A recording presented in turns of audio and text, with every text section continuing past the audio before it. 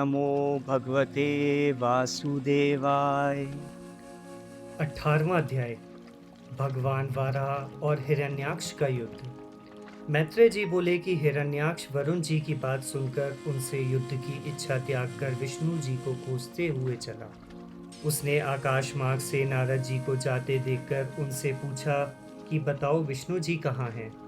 नारद जी ने कहा कि वे अभी इसी मार्ग में पाताल की ओर गए हैं। यह सुनकर हिरण्याक्ष पाताल की ओर दौड़ा और देखा कि विष्णु जी वाराह रूप धारण कर पृथ्वी को उठा रहे हैं।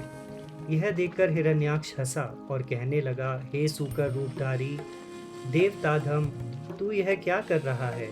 मेरे देखते हुए क्या तू पृथ्वी को यहाँ से उठा ले जाएगा?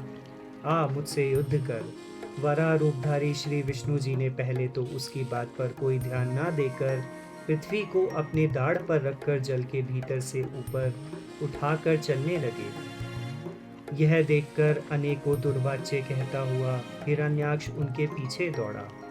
विष्णु ने इस पर जल में ही पृथ्वी रख दी और घूमकर हिरण्याक्ष की ओर देखा और कहा कि तेरे जैसे के कटु वचनों को वीर नहीं सह सकते।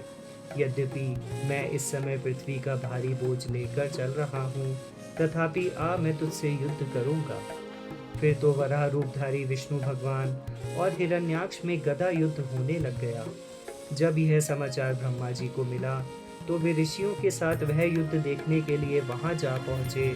जब बड़ी देर तक युद्ध होता ही रह गया तो ब्रह्मा जी का धैर्य टूट गया और वे स्तुति करते हुए श्री विष्णु जी से बोले, सर्वांत अंतर्यामी प्रभु, आप इसके साथ खेल ना करें। जब तक दारुण दैत्य अपना आसुरी समय पाकर बढ़ता नहीं, तब तक इस भयंकर पापी को अपनी माया का आश्रय लेकर मार डालिए।